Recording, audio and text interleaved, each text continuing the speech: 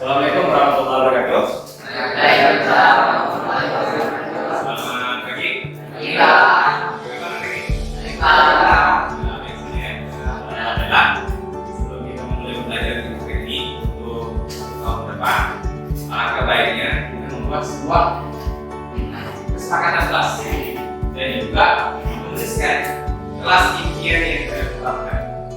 Jadi mohon untuk kerjasamanya untuk kalian semua menuliskan. Akan kita pikirkan dalam benak kali ini kelas seperti apa yang kita harapkan ke depannya setelah kita buat kesepakatan sendiri. Jadi kita harapkan ke kelas itu seperti apa? Mau ingin gimana kelas kita nanti? Jadi bertujuan itu apa? Untuk supaya kita ini bisa membudayakan diri sendiri agar diri sendiri bisa contohkan harapkan bisa mengikuti untuk kelas-kelas yang lain. Langsung saja menghabiskan waktu dan dimulai dari yang menuliskan kelas impian yang kita dulu. Seperti itu.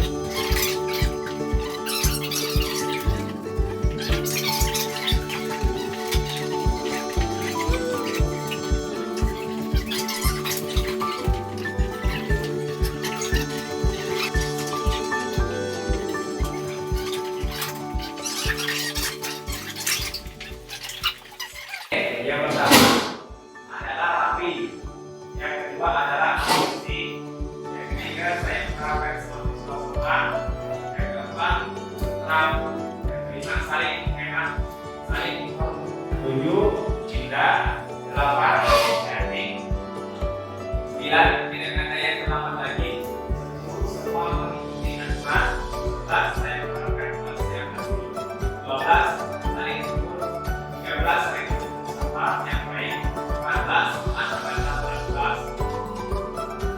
15 saling bekerjasama, 16 kelas yang kompak, 17 saling berkasih, 18 saling sayang, 19 saling berkata. Ya, terima kasih ya. Jadi ini merupakan kelas impian yang kita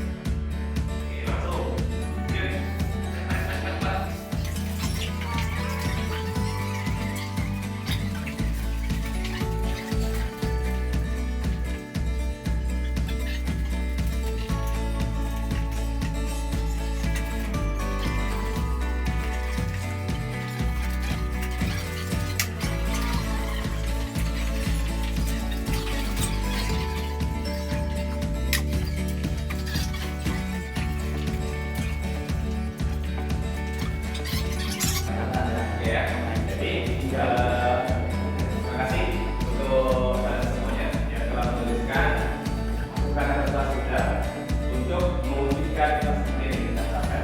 Mudah-mudahan kelas ini seiring dengan apa yang kita terwujud di masa yang akan datang. Terima kasih. Assalamualaikum warahmatullahi wabarakatuh.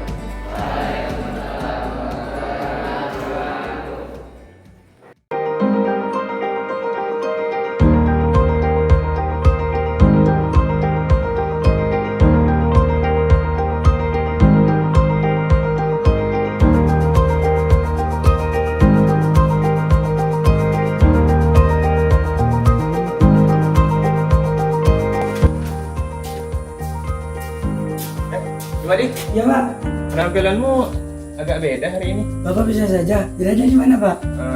Apa penampilanmu sedikit gaul hari ini? Coba lihat penampilanmu. Oh iya Pak, baju saya dikeluarkan. Gimana apa bajumu dikeluarkan? Suka-suka saja Pak. Oh, gitu. Pasti kan tidak dengan standar sekolah kita.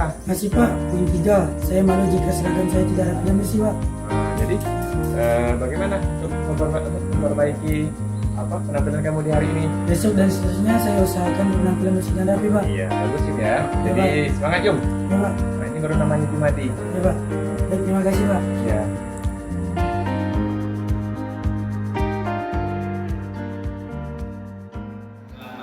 Oke, sampai sini kayaknya udah masih ingat ya materi minggu lalu. Kita siap untuk kelas ini. Oke, baiklah. Bapak akan kita langsung saja masuk ke materi hari ini, yaitu tentang hasil kebudayaan masyarakat Praaksara. Hasil budaya masyarakat Praaksara. Kalau minggu lalu kita berbicara corak, berbicara ciri khas kehidupan pada masyarakat Praaksara, hari ini kita akan belajar hasil kebudayaannya. Hasil kebudayaan. Apa kebudayaan? Kira-kira apa kebudayaan? Kalian tahu nggak kebudayaan itu apa? Hah? Benda peninggalan. Tepuk tangan Ustaz. Jadi hasil kebudayaan ini adalah benda peninggalan. Oke. Ada dua gambar deh. Ada yang tahu nih gambar apa? Hah? Leskop. Oke. Pimpin ya. Tapi leskop apa nih? Iya, leskop batu. Oke. Yang sebelahnya apa nih? Hah? Blender. Satu orang belum. Ada yang tahu nggak kira-kira ini fungsi leskop batu itu apa? Hah?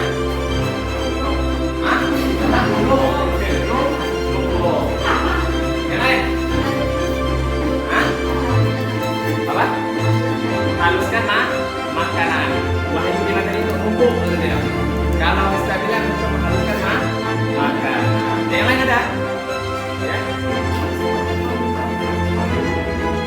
Iya, menghaluskan atau mencampurkan bumbu-bumbu. Oke, mantap ya ketiganya. Jadi ini fungsinya untuk menghaluskan makanan ataupun bumbu-bumbu. Ya, intinya untuk numbuk atau menghaluskan. Benar ya? Oke. Selanjutnya, ini blender nih. Ada yang tahu nggak fungsinya buat apa? Di tangan ya. Menghaluskan makanan. Apa? Menghaluskan makanan. Ya, menghaluskan makanan. Bagus, sama ya. Menghaluskan makanan juga. Yang lain? Yang lain? Apa? Apa? Bikin apa? Hah? Bisa untuk menghaluskan es batu. Bisa menghaluskan es batu atau buat apa tuh? Buat es atau pop? Iya benar. Sudah ada fungsinya ya. Kalau es batu kita buat untuk pop es gimana modelnya kan? Model modern. Jadi kalau untuk zaman sekarang blender ini bisa digunakan untuk berbagai macam fungsi gitu kan. Untuk menghaluskan makanan bisa, untuk buat minuman juga bisa. Tapi kalau ini gimana nih? Bisa nggak untuk buat minuman? Bisa kalau dipaksa kan bisa. Tapi ada sedikit ya, benar ya? Oke, Bapak nanya lagi nih, terakhir. Ada yang tahu nggak perbedaan keduanya? Ini kan sama-sama nih kan? Sama-sama apa nih tadi nih? Sama-sama menghaluskan. Iya, sama-sama menghaluskan. Kalau perbedaannya, ada yang tahu nggak perbedaannya? Saya Pak, Ya dulu, ya dong. kalau senar itu menghaluskan tidak terlalu halus, masih ada kasar. Ya. Kalau blender itu benar-benar halus. Ya, kalau batu itu benar masih kasar, kalau beda benar-benar halus. Itu menurut Pegario. Perbedaannya apa nih? Yang Masa, masa. Oh, yang itu dulu. Apa perbedaannya? Hah? Perbedaannya yang mana yang modern? Lebih modern, modern? Kalau batu? Lebih ke tradisional. Jadi perbedaannya yang benar apa? Kalau lesen batu merupakan alat penghalus yang Sederhana. Tradisional. atau sederhana. Sederhana. Kalau blender, Lebih ke modern. iya sudah modern. Modern. Iya. Jadi kalau kita lihat di sini ada perkembangan enggak? Ada perkembangan enggak nih? Ada. Perkembangan kan? Iya. Dari awalnya yang alat penghalus yang sederhana berpindah ke alat yang penghalus lebih Modern. Iya. Benar? Benar? Iya, oke ya. Bagus, untuk kelas ini sudah sedikit memahami tentang materi hasil kebudayaan masyarakat praksara. Oke, jadi sebelum Bapak memulai lebih lanjut pembelajaran ini, Bapak juga akan menyampaikan dulu tujuan dari pembelajaran kita hari ini. Yang pertama, yaitu peserta didik dapat memahami hasil-hasil dan nilai-nilai budaya masyarakat praksara Indonesia dan pengaruhnya dalam kehidupan lingkungan terdekat. Jadi hari ini kita nih mempelajari dan memahami hasil-hasil budaya di daerah kita dan juga pengaruhnya bagi lingkungan setempat. Kita membicarakan hasil budaya dan juga pengaruhnya. Oke, terus selanjutnya di sini Bapak di sini ketika pembelajaran hari ini akan menggunakan metode pembelajaran discovery learning atau model penemuan. Metode pengajar yang mengatur pengajaran sedemikian rupa sehingga anak memperoleh pengetahuan yang sebelumnya belum diketahui itu tidak melalui pemberitahuan sebagian atau seluruhnya ditemukan sendiri. Jadi dalam proses pembelajaran hari ini kalian dituntut, ya kan, dibimbing untuk mencari sendiri jawaban-jawaban dari masalah yang Bapak berikan hari ini. Ada 4 masalah yang Bapak berikan hari ini. Yaitu berupa gambar 1, gambar 2, gambar 3, dan gambar 4. Nah, selanjutnya terakhir kita akan menyimpulkan hasil dari pembelajaran hari ini. Oke, mungkin hari ini kalian boleh bergabung dengan kelompok kalian yang kemarin sudah dibentuk. Silakan bergabung. Iya, oke. Jadi kelompok lagi ya. Kelompok 1, kalian perhatikan kelompok 1 hari ini membahas gambar nomor 1. Kira-kira ini gambar zaman apa? Dan kalian berikan penjelasannya tentang zaman tersebut. Paham? Ini gambar zaman apa? Terus yang kedua, yang kelompok 2 nih membahas ini gambar nomor 2. Kelompok 3 membahas gambar nomor 3. Kelompok 4 membahas gambar nomor 4. Kelompok 5, kalian silakan menyimpulkan dari setiap materi yang kita bahas hari ini. Bisa dipahami? Ya, silakan bagi yang ingin melihat gambar kelompok kalian, silakan perwakilan saja yang maju ke depan untuk mengecek kira-kira ini termasuk ke zaman apa. Ya, silakan. Jadi yang memakai kelompoknya maju ke depan dulu. Oke, kita tinggal di kelompok. Ya sudah nyariin. Kira-kira ini zaman apa? Dan juga berikan penjelasannya tentang zaman tersebut. Kalau udah bukan zaman apa ini kan?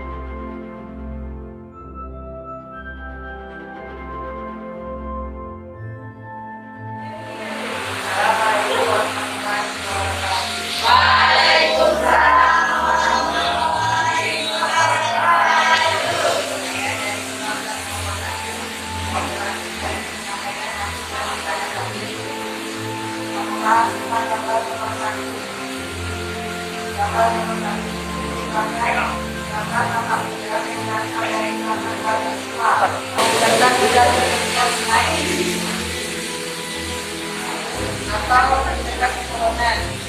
Manusia pada zaman ini menggunakan alat sebagai sumber makanannya atau yang disebut dengan UTP. Satu kebudayaan zaman ini adalah berupa kapal selam yang dipersiapkan pada zaman ini. Kapal selam banyak ditemukan di daerah Madinah Jawa Timur. Manusia pula pada masa ini adalah manusia sejahtera yang disebut di sekian, terima kasih dari saya. Assalamualaikum warahmatullahi wabarakatuh. Gambar dari kita jalan hidup untuk memenuhi banyak hak yang besar dari tersebut diri menjadi produktif, yaitu dengan cara bercocok tanam dan menjaga tanam. Kakak lonjong. Kakak lonjong adalah kakak yang berbentuk lonjong dan merupakan salah satu benda peninggalan dari zaman Yunani. Kapak persegi asal usul dari penyebaran kapak persegi melalui suatu migrasi bangsa Asia ke Indonesia. Ciri-ciri kapak lonjong memiliki penangkap yang berbentuk lonjong. Dua bagian yang kapak berbagian kapak berbentuk agak lancip. Tiga bagian untuk kapak yang lainnya berbentuk agak berat dan tajam. Keempat, bahan dasar pembuatannya yaitu batu. Lima, umumnya dilengkapi dengan penggunaan tangkai. Fungsi kapak persegi sebagai alat kegiatan sehari-hari, sebagai alat rangka, pelanggaran status sosial. Sekian dari saya. Ya, betul.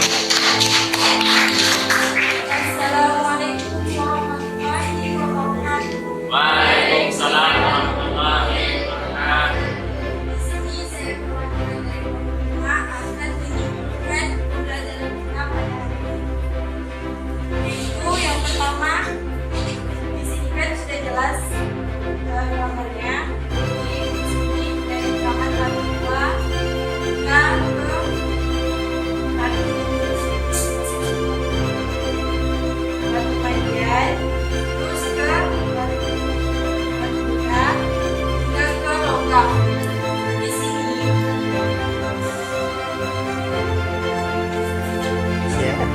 penjelasannya yang disebutkan dari berkembangnya batu yang satu pada dunia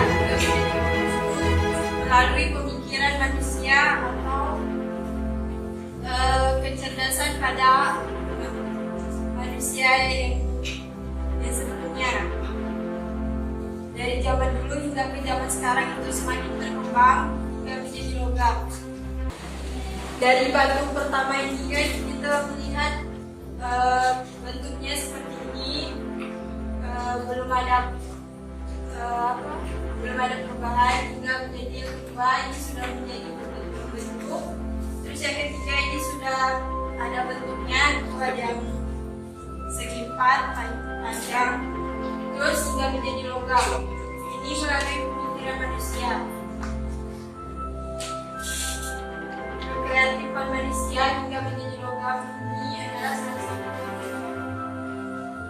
Sekian dari kelompok kami. Mohon maaf jika ada salah kata yang disengaja maupun tidak disengaja. Kesalahan dari diri saya hanya Tuhan lah yang sempurna.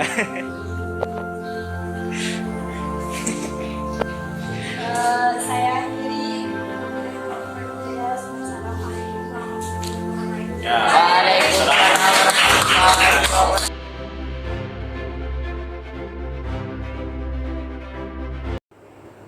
Assalamualaikum warahmatullahi wabarakatuh. Ya. Assalamualaikum warahmatullahi wabarakatuh. Selamat siang. Ya, terima kasih kepada Bapak dan Ibu guru yang sudah hadir di kegiatan berbagi kami, yaitu berbagi tentang budaya positif. Ini merupakan tugas kami dalam guru penggerak, di mana kami di sini akan berbagi tentang aksi nyata kami di SMA 3 Sungai Kakap tentang budaya positif. Jadi di sini kami ini bukannya mengajarkan, hanya sharing saja, berbagi dengan kawan-kawan di sini. Bukan berarti kami ini menggurui bapak dan ibu. Jadi kami hanya berbagi. Jika seandainya ini baik, mudah-mudahan ini kan bisa kita terapkan di sekolah kita. Kami tidak bisa melakukan ini sendiri. Kita ibaratnya bisa melakukan sebuah perubahan di sekolah kita ketika kita ini melakukan secara bersama, saling berkolaborasi, saling bersinergi satu sama lain untuk mencapai sekolah yang memiliki budaya positif untuk menuju siswa yang merdeka dalam belajar, siswa yang bahagia dalam belajar, siswa yang termotivasi dalam belajar tanpa ada paksaan. Baiklah, untuk mempersingkat waktu langsung saja di sini saya akan sedikit memaparkan beberapa materi tentang aksi nyata sebelum saya menampilkan tentang beberapa profil-profil kami dalam kegiatan budaya positif aksi nyata kami selama beberapa hari ini. Di sini sebelumnya saya akan jelaskan dulu tentang budaya positif di sekolah. Adapun di sini budaya positif ini merupakan nilai-nilai, keyakinan-keyakinan dan kebiasaan-kebiasaan di sekolah yang berpihak pada murid agar murid dapat berkembang menjadi pribadi yang kritis, penuh hormat dan bertanggung jawab. Di sini harapan kami ya kan di dalam budaya positif ini kita menciptakan budaya, menciptakan suasana positif bagi siswa agar siswa ini merdeka dalam belajar, enak dalam belajar, tanpa merasa ada tekanan dari guru-guru gitu kan. Jadi ibaratnya di sini kita berharap siswa itu mau belajar karena ada motivasi dari dalam diri, bukan lagi paksaan kita, bukan lagi kontrol kita, bukan kita yang memaksa mereka untuk belajar, tapi mereka lah ingin belajar gitu kan. Maka di sini itu juga untuk menciptakan budaya positif ini, sekolah perlu menyediakan lingkungan yang positif dulu, aman dan nyaman agar murid-murid mampu berpikir, bertindak dengan cipta dengan merdeka, mandiri dan tanggung jawab. Di sini kita bukan hanya dalam suasana saja, tetapi lingkungan belajar juga perlu kita tata, di mana anak itu bisa nyaman dalam belajar.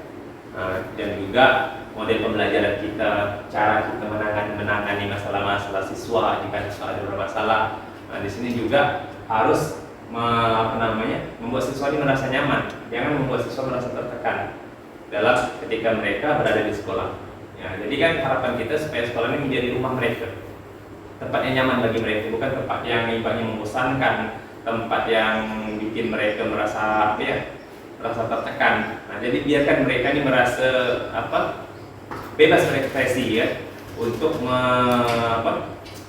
menggali. Baiklah. Untuk membangun budaya positif di sekolah, perlu kita menyediakan lingkungan yang positif. Lingkungan yang positif di sini kan yang nyaman, kan?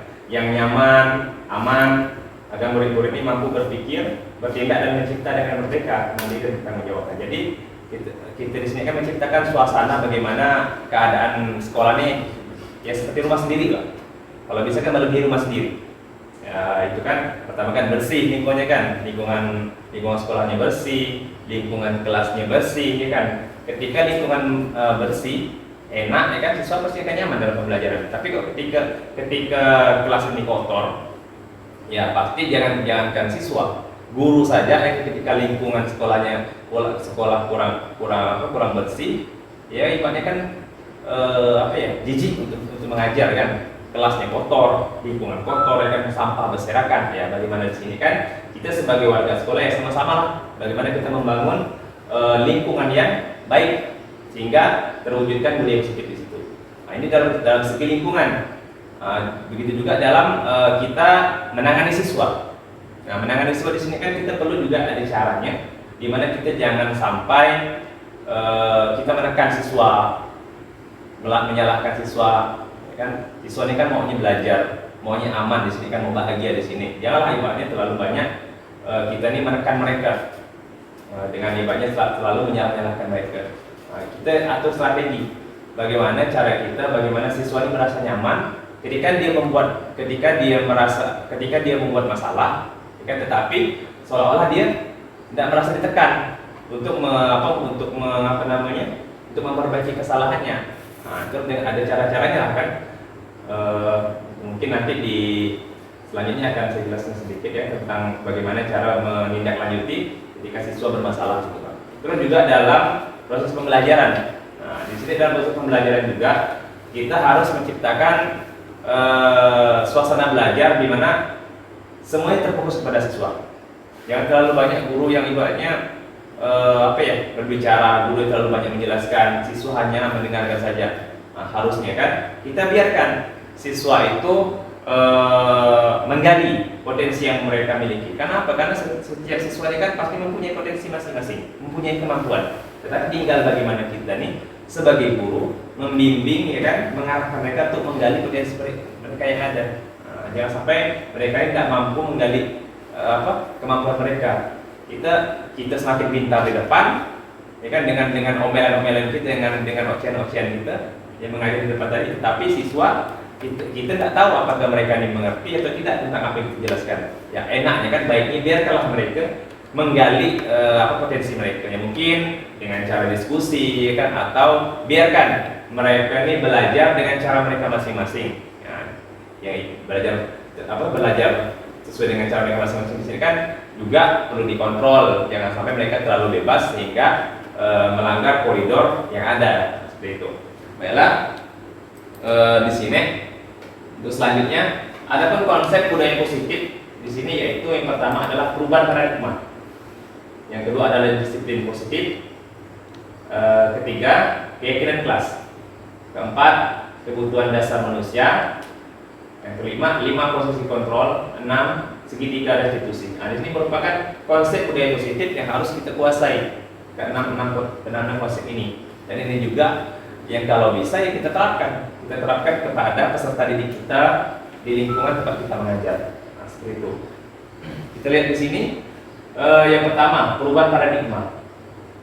Di sini memahami miskonsepsi tentang kontrol daripada paparan teori kontrol Dr. William Glasser.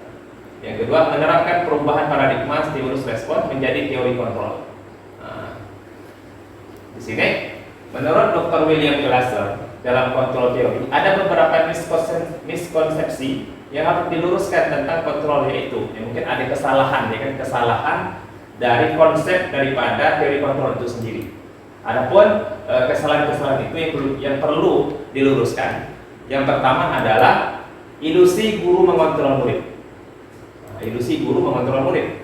Yang kedua, ilusi bahwa semua penguatan positif efektif dan bermanfaat. 3, ilusi bahwa kritik dan membuat orang merasa bersalah dapat menguatkan karakter. 4, ilusi bahwa orang dewasa memiliki hak untuk memaksa.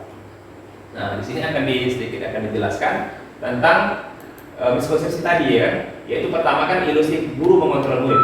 Pada dasarnya kita tidak dapat memaksa murid untuk berbuat sesuatu jikalau murid tersebut memilih untuk tidak melakukannya, walaupun tampaknya kita sedang mengontrol perilaku murid tersebut.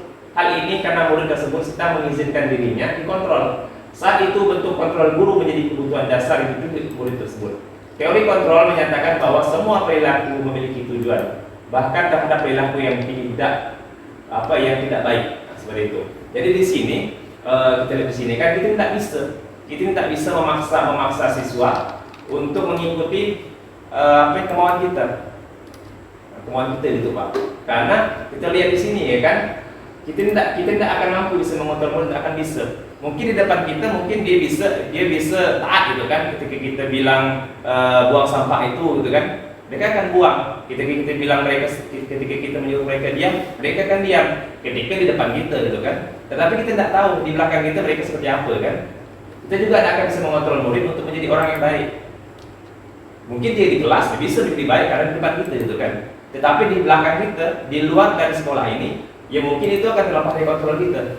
Nah, mereka akan kembali lagi ke hal-hal yang sifatnya buruk, ya kan, daripada yang mereka lakukan. Di sini setiap yang mereka lakukan, setiap orang, setiap siswa melakukan sesuatu itu pasti memiliki tujuan, baik itu positif maupun negatif, pasti ada tujuannya. Siswa ribut misalnya kan, siswa ribut ini kita harus memahami, pasti mereka memiliki tujuan kenapa dia ribut. Kita jangan langsung ibaratnya marahkan mereka, nyalahkan mereka atau menghukum mereka, enggak. Kita di sini harus pahami, kita harus lihat kenapa alasan mereka ribut itu kenapa. Bisa jadi kesalahan di kita. Ya kan, mungkin ya kan cara mengajar kita yang kurang bagus misalnya. Yang kedua, mungkin kan kita terlalu monoton kita yang mengajar tanpa mengajak mereka berinteraksi. Nah, bisa juga kan guru hanya mendiktekan tugas atau mendiktekan bacaan, atau guru hanya sibuk menulis materi pembelajaran di papan tulis tanpa menjelaskan lagi. Sibuk nulis dari awal sampai akhir, sibuk nulis sejak guru itu. Nah, jadi di sini kan kita perlu introspeksi diri juga kan, mengapa siswa itu ribut. Kita harus tahu mengapa siswa itu ribut. Karena setiap apa yang dilakukan itu pasti ada tujuan. Baik itu yang bersifat positif maupun negatif. Seperti misalnya kan siswa kadang banyak bertanya, ya kan? Kadang bertanya, saya pak, itu kan banyak bertanya, gitu kan? Itu juga pasti ada tujuannya. Kenapa dia banyak bertanya, gitu kan? Pasti ada tujuan. Dan mungkin saja kan dia mencari perhatian. Nah, dan juga seperti siswa tadi ribut, ya kan? Pasti juga mencari perhatian, kan? Dia tidak mampu dengan kepintaran dia kan, untuk supaya diperhatikan oleh teman-teman dan diperhatikan guru. Nah, jadi dia menggunakan cara-cara kelucuan dia lah, ibaratnya guyonan dia. Dia bikin ulah di kelas kan, mungkin ngomong yang agak lucu, bikin kawan-kawan yang tertawa. Nah, seperti itu kan. Oke, sini kita harus tahu, pahami kenapa dia bisa ribut, kenapa bisa dia ibaratnya, kenapa dia ini rajin bertanya. Pasti semuanya ada tujuan, positif dan negatifnya kelakuan sesuai itu pasti ada tujuannya. Yang kita cari di sini adalah kenapa dia seperti itu. Mereka ini butuh apa gitu Pak?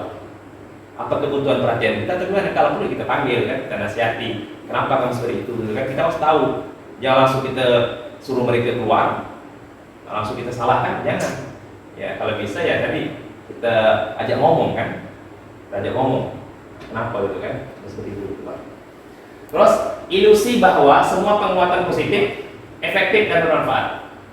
Penguatan positif atau bujukan adalah bentuk kontrol. Segala usaha untuk mempengaruhi murid agar mengulangi suatu perilaku tertentu adalah suatu usaha untuk mengontrol murid tersebut dalam jangka tertentu.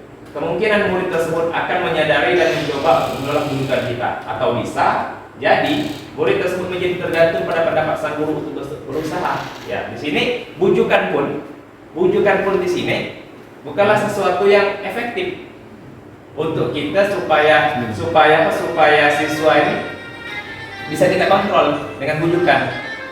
Nah, dan juga bisa itu dengan bujukan.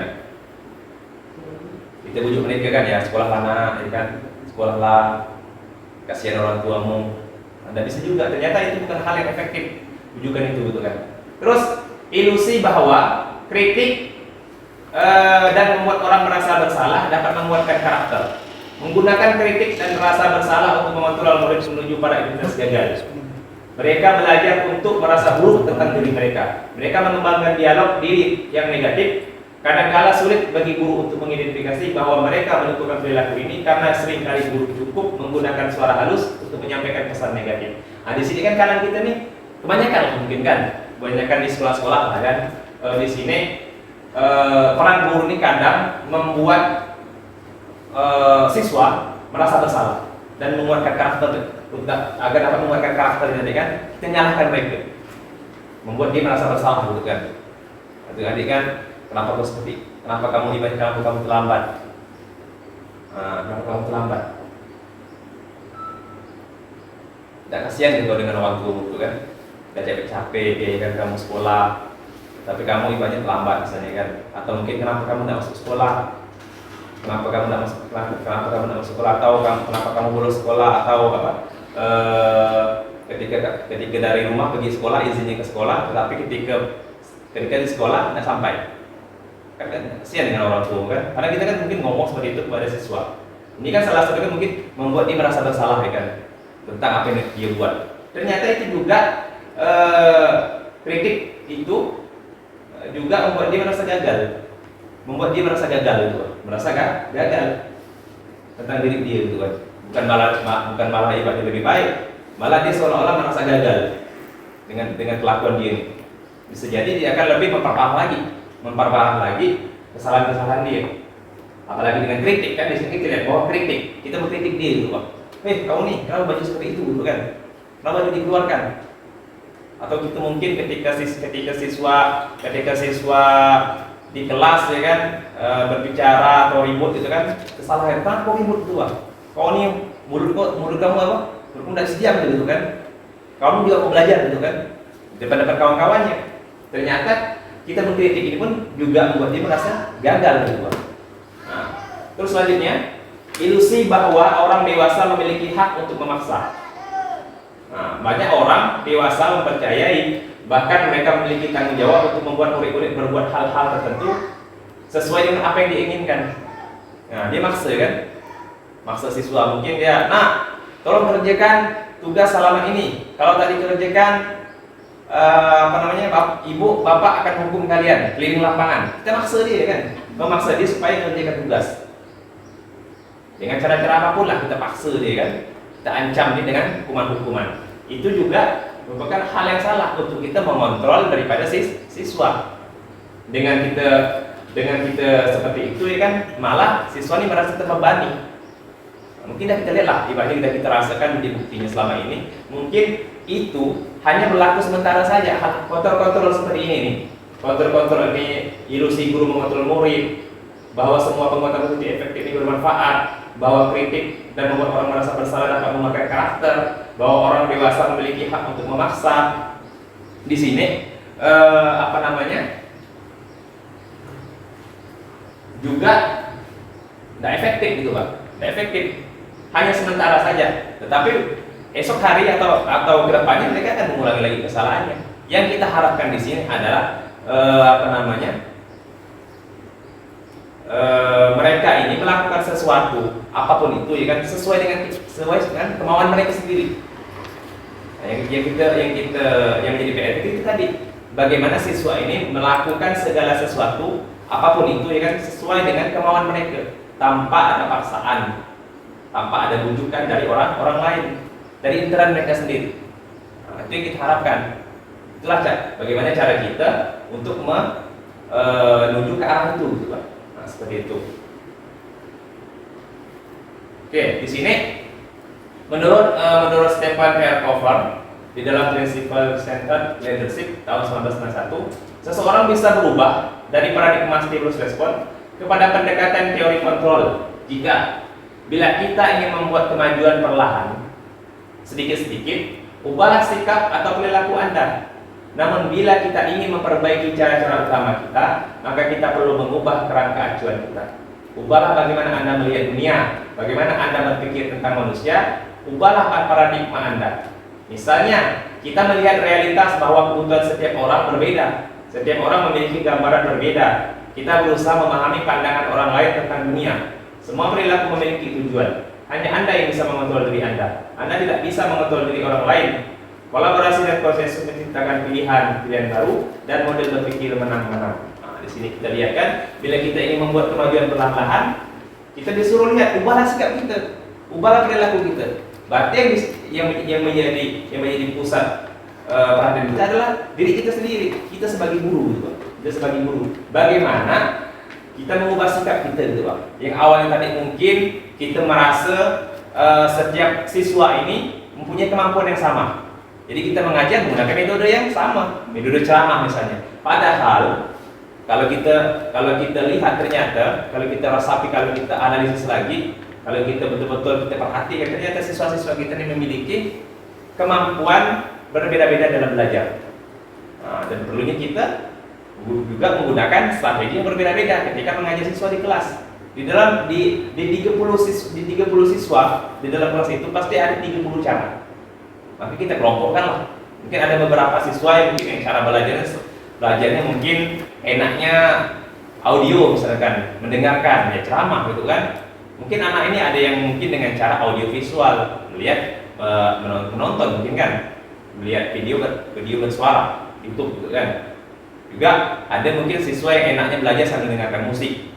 Nah, kan? Jadi kita juga harus memperhatikan kebutuhan-kebutuhan mereka ketika kita mengajar. Jangan kita hanya monoton dengan cara kita. Kita merasa dah dengan menjelaskan dah cukup lah. Cukuplah kita menjelaskan. Siswa jelas tak jelas sudah, kita merasa jelas ya lah. Kita dah merasa nih, udah merasa luar biasa nih ketika ngajar. Kita ngajar nih, udah membuat siswa ini merasa jelas. Tidak. Ketika kita evaluasi lagi, ternyata siswa ini banyak yang gagal dalam belajarnya. Nah, seperti itu. Maka kita perlu di sini mendalami lagi, mengobservasi lagi kebutuhan siswa. Nah, seperti itu. Jangan egois kita dalam mengajar, egois dalam bersikap, egois dalam ibaratnya menyelesaikan satu masalah siswa. Jangan kita maunya kita gitu, Pak. Yang kita buat di sini adalah maunya siswa itu seperti apa. Jangan maunya kita. Nah, seperti itu. Kita yang memahami siswa, jangan siswa yang memahami kita. Nah, seperti itu. Jadi di sini kita lihat selanjutnya stimulus respon lawan teori kontrol, pandangan tentang dunia. Nah, kalau kita lihat di sini tentang teori stimulus respon tentang dunia, yang pertama adalah realitas kebutuhan kita sama. Ini menurut teori stimulus respon tentang dunia. Nah, kebutuhan kita sama, tetapi menurut teori kontrol tentang dunia, realitas kebutuhan kita berbeda. Beda gitu nih kan, tidak sama. Antara siswa A, siswa B, siswa C itu berbeda, tidak sama, tidak bisa kita samakan. Nah, makanya perlu kita melakukan sebuah analisis lah tentang siswa sebelum kita ajar kebutuhan apa yang diperlukan. Nah, ketika kita tahu tentang permasalahan mereka, kebutuhan mereka, nah disitu kita bisa memberikan strategi yang pas untuk mereka. Itu dalam belajar, gitu kan. Selanjutnya di sini semua orang melihat hal yang sama. Setiap orang memiliki gambaran berbeda. Nah, iya seperti itu kan. Setiap orang melihat hal yang sama. Setiap orang memiliki gambar yang berbeda. Kita tidak bisa menilai ini kan, orang ini memiliki pemikiran sama nih. Misalnya dalam pembelajaran saya, pembelajaran sejarah misalnya, mengatakan bahwa manusia ini berasal dari kera, ya kan? Menurut teori kan? Menurut teori ini, kalau kita ngajar menurut teori bahwa manusia purba, manusia sekarang ini, nenek moyangnya adalah kera yang melakukan evolusi, ya kan, perubahan dalam jangka waktu yang lama sehingga terbentuklah manusia, itu kan. Kalau menurut kita, tetapi ketika masuk ke dalam teori kontrol, setiap orang memiliki gambar yang berbeda. Kita berikan mereka pendapat. Menurut kalian gimana? Pandangan kalian. Menurut Bapak kan bahwa manusia ini berasal dari kera. Kalau menurut kalian gimana? Kita beri stimulus seperti itu. Kita tanya ke mereka dulu, Pak. Tanya ke mereka. Nah, biarkan mereka berpikir. Ya kan, dari 30 anak ini pasti memiliki bermacam-macam pendapat tentang konsep manusia itu dari mana. Apakah betul dari kera? Apakah berasal dari Nabi Adam? Nah, seperti itu. Biarkan mereka berpikir. Jangan kita jangan sampai kita memaksakan jawaban kita lah yang paling betul, penjelasan kita lah yang paling betul, tanpa harus mendengarkan pendapat-pendapat dari masing-masing siswa. Nah, seperti itu. Terus selanjutnya kita mencoba mengubah orang agar berpandangan sama dengan kita. Kita berusaha memahami, Pak. Nah, di sini kan kalau dalam teori respon kan kita mengubah orang agar berpandangan sama dengan kita. Mencoba mengubah orang agar berpandangan sama dengan kita. Mengubahnya kan? Kita tidak bisa mengubah orang agar berpandangan sama dengan kita, tidak bisa. Karena setiap orang pasti memiliki pandangan masing-masing. Jangan kita paksa. Biarkan mereka natural, alami kan, dengan penjelasan mereka, dengan pandangan mereka. Biarkan. Nah, kan biarkan. Ketika kita di kelas juga kan, Pak, di kelas ke di mana gitu kan, dengan kawan-kawan kita iya, namanya orang berpendapat ya bebas gitu. Pendapatnya seperti apa bebas, ini pendapat mereka kan. Jangan kita paksa kan mereka harus mengikuti pendapat kita. Egois itu seperti itu kan. Nah, seperti itu. Terus perilaku buruk dilihat sebagai suatu kesalahan. Semua perilaku memiliki tujuan. Seperti yang saya bilang di awal tadi kan. Ketika siswa ini ribut siswa ini ketika banyak bertanya di kelas, siswa ini melakukan pelanggar-pelanggar apapun lah kan, atau siswa ini apalah yang mereka perbuat gitu kan, pasti memiliki tujuan. Anak kecil saja menangis pasti ada tujuan ya kan, karena dia tak mampu berbicara, itu kan tak mampu ngomong, ya dia hanya bisa menangis. Yang harus memahami siapa? Ya, ibunya, orang tuanya. Kenapa dia nangis? Bisa dia lapar, bisa dia sakit. Ya, jangan sampai di sini kita menganggap bahwa anak aku rewel, suka nangis, suka apa itu kan. Kita mengejar yang lain sendiri, bahwa dia rewel. Padahal apa yang dia lakukan itu, dia nangis itu pasti punya tujuan. Sama juga dengan siswa kan. Siswa itu nakal, siswa itu ibaratnya berkelakuan, ibaratnya menyimpang, itu pasti punya tujuan. Dia ini berusaha untuk memenuhi kebutuhannya. Cuma caranya salah. Ya kan, yang dibilang tadi kan, dia ini kadang ketika di kelas yang ribut gitu kan. Yang lucu lah di kelas maksudnya kan, sampai mengganggu kawannya dalam belajar. Itu sebenarnya dia sedang memenuhi kebutuhannya. Kebutuhannya apa? Kebutuhan ingin dianggap, dihargai. Karena dengan kepintaran, dengan kecerdasan dia tidak bisa. Karena memang dia tidak cerdas, juga kurang cerdas langsung kan. Makanya dia tuh gunakan kemampuan dia tadi kan, kemampuan berbicaranya, berbicara lucu di kelas itu kan, sehingga kawan-kawannya ketawa semua tuh Pak. Makanya kita bisa lihat sekarang kan macam-macam siswa kita lihat lah, dengan macam-macam hal di kelas kan, macam-macam bentuk lah di kelas. Itu merupakan salah satu cara dia memenuhi kebutuhan. Dan perhatian lah jadi Pak. Iya, butuh perhatian, sebenarnya butuh perhatian. Jadi kita harus memahami kenapa dia seperti itu. Kita panggil dia, ngomong baik-baik, kenapa seperti itu, gitu kan. Arahkan dia ke yang baik itu Pak. Jangan kita salahkan. Dia ribut kita salah, suruh keluar, dihukum malahan. Itu kan di situ kan kita malah menjatuhkan dia gitu Pak. Seperti itu. Jadi semua perilaku memiliki tujuan. Apapun itu, negatif, positif, mesti memiliki tujuan. Orang lain bisa mengontrol saya. Ini tentang stimulus respon ini. Menurut teori stimulus respon, orang lain bisa mengontrol saya. Oh, tidak bisa. Orang lain tidak bisa mengontrol kita. Iya kan? Mungkin ya Bu Yulia tidak bisa mengontrol Bu Septi misalnya kan, atau Pak Amril tidak bisa mengontrol Bu Septi, tidak bisa mengontrol. Sama juga dengan siswa, kita sebagai guru tidak bisa mengontrol siswa. Mungkin di depan kita oke, dia baik-baik, iya Pak, iya Bu, seperti itu, baik-baik kan. Tapi ketika di belakang kita diberontak, dan ibaratnya kembali lagi dengan sikap di awal, sikap dia yang ibaratnya pembangkang, sikap dia yang kurang yang negatif, seperti itu. Terus selanjutnya pemaksaan ada pada saat rujukan gagal. Pemaksaan ada pada saat rujukan gagal. Karena itu gitu, kita maksa siswa nih untuk misalnya kan mengerjakan ini, ya kan pada saat rujukan gagal. Mungkin kan ketika di kelas tuh kita ini kan nyuruh siswa kerjakan halaman ini misalnya kan, tiba-tiba siswa itu tidak kerjakan tugas. Ya kan, supaya kamu naik kelas, tolonglah kerjakan tugas halaman ini, ya kan. Setiap hari sampai kan 1 semester, ada dikerjakannya. Ya mau tak mau kita lakukan pemaksaan pastinya kan, yang telah kita lakukan selama ini kan. Dengan apa? Mengumpulkan bunga. Kan seperti itu. Bawa tanah 1 tahun.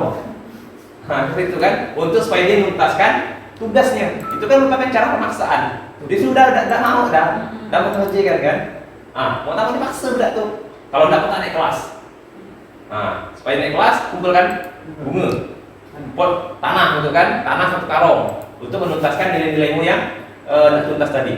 Itu merupakan cara pemaksaan itu kan. Karena ada tekanan dan sifat dalam diri anak tuh jadi pasti ada tekanan. Jangan kita bercermin ke siswa, bercermin ke kita.